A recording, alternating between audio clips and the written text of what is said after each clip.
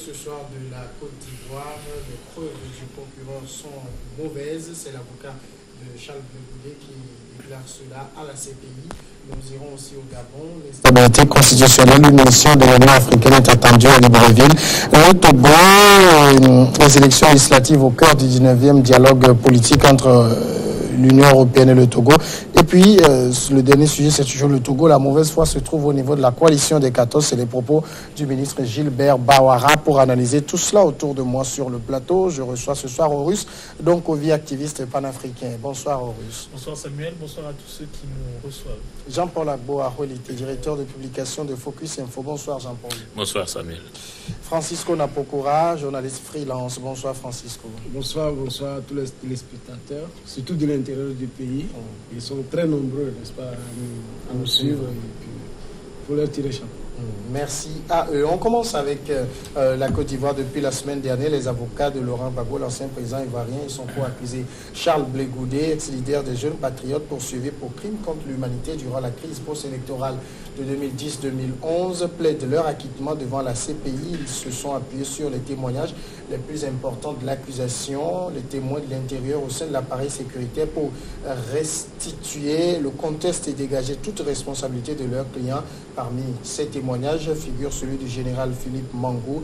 L'accusation présentait le témoin numéro 9, le général Philippe Mangou, comme son témoin clé. Aucun ancien chef d'état-major des armées au moment de la crise, son témoignage devait apporter un éclairage au procès sur la manière dont les autorités ont géré chaque incident donc de cette crise post-électorale. Alors d'abord, Jean-Paul Agbo, on est véritablement là dans la dernière ligne droite pour savoir si ces deux prisonniers emblématiques vont être mis en liberté ou continuer leur détention. Dans la dernière ligne droite, non, puisque là, effectivement, ils ont demandé, le procureur a présenté ses charges. Donc, la défense estime qu'il n'y a pas suffisamment, en tout cas, que les charges ne sont pas établies et qu'il faille tout simplement libérer les deux accusés. Mais même si le tribunal n'y fait pas droit, après, il va avoir, la défense va avoir droit à la parole pour présenter, quant à elle aussi, sa défense, ses éléments, ses témoins, etc. Donc, même s'ils ne sont pas acquittés pour le coup cette fois-ci, ils ont toujours une seconde chance après la présentation de la défense par les avocats. Ce qui se passe aujourd'hui à la CPI, pour beaucoup d'observateurs, démontre que finalement, au minimum, le procureur, la procureure plutôt de la CPI, n'a pas suffisamment travaillé ou bossé sur son dossier. Au minimum, je ne veux pas aller jusqu'à dire qu'elle n'a pas d'éléments ni de preuves, mais en tout cas, elle n'a pas suffisamment de travail sur son dossier. On le voit. J'ai suivi comme beaucoup certaines démonstrations qui remettent en cause des preuves qui ont été présentées, y compris devant la CPI. Je veux prendre pour preuve que la fameuse vidéo qui montrait des victimes après le passage d'un cortège de blindés, etc. Je crois que c'était à Bobo, et qui avait été présenté comme le massacre de manifestants le 3 mars 2011. Et les avocats de Laurent Gbagbo ont démontré que les images dataient en fait de janvier 2011. Il y a eu beaucoup de démonstrations pendant le procès, et on se rend compte que en fait les charges présentées sont légères en fait pour des accusations ou des charges aussi graves. Personne ne nie que il y a eu beaucoup de victimes pendant la crise post-électorale et qu'il faut situer les responsabilités.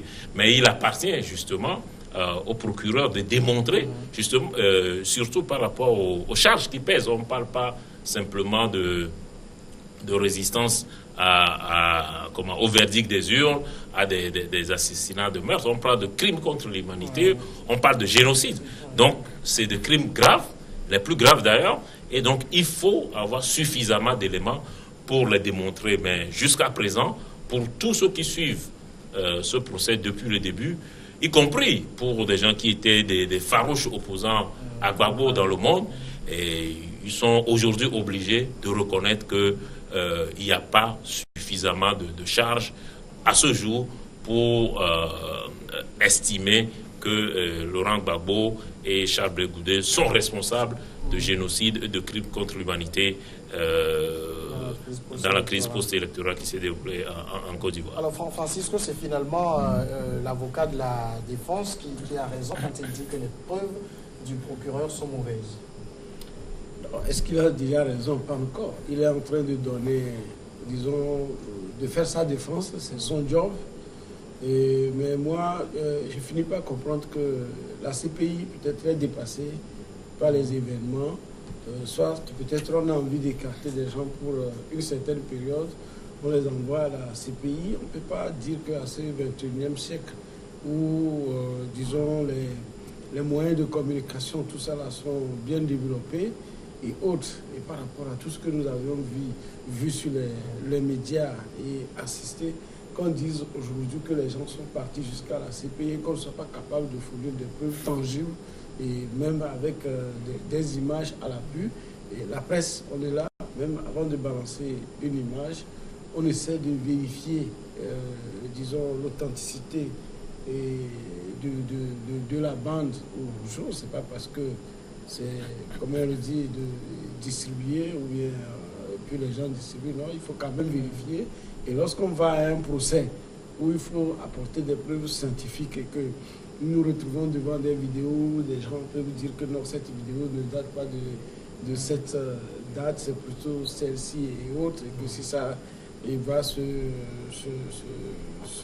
confirmer, c'est qu'il y a quelque part une volonté de ne pas rendre vraiment justice. Peut-être que ça coûte excessivement cher, et cette justice de la haie, et les gens ne veulent plus suffisamment avoir des prisonniers là-bas. Vous avez vu le cas de Jean-Pierre Belvoir avec tout ce qui a été, disons, retenu contre lui, et vers la fin, c'était pratiquement c'est un acquittement, on ne peut plus dire, même s'il a passé un bout de temps, mais on l'a éloigné de la RDC pour permettre à quelqu'un de gouverner. Je crois que c'est de la même façon qu'on a essayé d'éloigner Laurent Gbagbo et Charles Blé Goudé. Mais lorsque nous revisitons le moment de la Côte d'Ivoire, où les Charles Blé Goudé, les Laurent Gbagbo, Simon Gbagbo et autres étaient les maîtres des lieux, on ne peut pas nous dire aujourd'hui que, en fait, ces gens sont clean, qui n'ont rien fait, et qu'on les libère. Vraiment, ça va être très dommage pour la justice, surtout lorsque on parle de justice internationale, et que tout ce qui a été mis, tout ce qui est mis là-bas, pour que les gens puissent véritablement savoir ce qui a été à l'origine les responsables, n'est-ce pas, des tueries. Et vous avez vu même le journaliste Guy André qui fait, lorsque on a lancé finalement les enquêtes jusqu'à ce jour, il y a eu des arrestations, des gens qui ont été identifiés pour avoir participé, n'est-ce pas, à ce décès, mais à l'assassinat de Kiefer, mais qui ne se sont pas encore révélés, ce qui dit que cette Cour pénale internationale est plutôt peut-être un autre syndicat pour juste débarrasser les régimes qu'on veut pour un moment. Parce qu'à un moment donné, je pense que Gbagbo et Blé Goudé seront, disons, acquittés comme ce qui a été le cas de Bemba Jean-Claude. En tout cas, Horus, c'est la thèse que défendent les avocats de Laurent Gbagbo et Charles Blé Goudé. Ils ont plaidé l'acquittement. Mais le fait est qu'il y a eu 3000 morts et on ne peut pas estimer que, même s'il y a insuffisance de preuves et tout, que Laurent Gbagbo et Charles Blé Goudé soient blancs. Alors, bon, je ne pense pas qu'ils soient blancs, mais je pense que le gros problème de la CPI consiste à pouvoir situer les responsabilités. Pour la simple raison que tous les acteurs qui sont impliqués dans cette crise ne sont pas présents à la CPI. Deuxième raison, pour la simple raison qu'il y a un volet très sensible qui est celui de la diplomatie et de dossiers classés qui sont ceux de l'intervention du président Sarkozy, du président Hollande, de l'armée française, qu'on ne dit pas, qui sont dessus. Hein, normalement, on aurait dû avoir... C'est normal qu'on n'ait pas accès à des preuves, d'autant plus qu'il doit y avoir des dossiers qui sont classifiés. Lorsque le président Gbagbo prend le pouvoir en Côte d'Ivoire, il rentre en quelques mois, il rentre dans une situation de crise. Et ce qui légitime d'une certaine manière la rébellion, c'est l'armée française en faisant les accords de Marcoussis, en faisant la ligne de Bouaké, où on a la partition de la Côte d'Ivoire. Donc à un moment, on se retrouve avec quelques-uns des acteurs à la CPI, avec un blocage de dossiers, avec des ressorts diplomatiques, des dynamiques mystiques qu'on ne peut pas exposer au grand jour, parce que c'est à ça que revient en fait en parler à la CPI.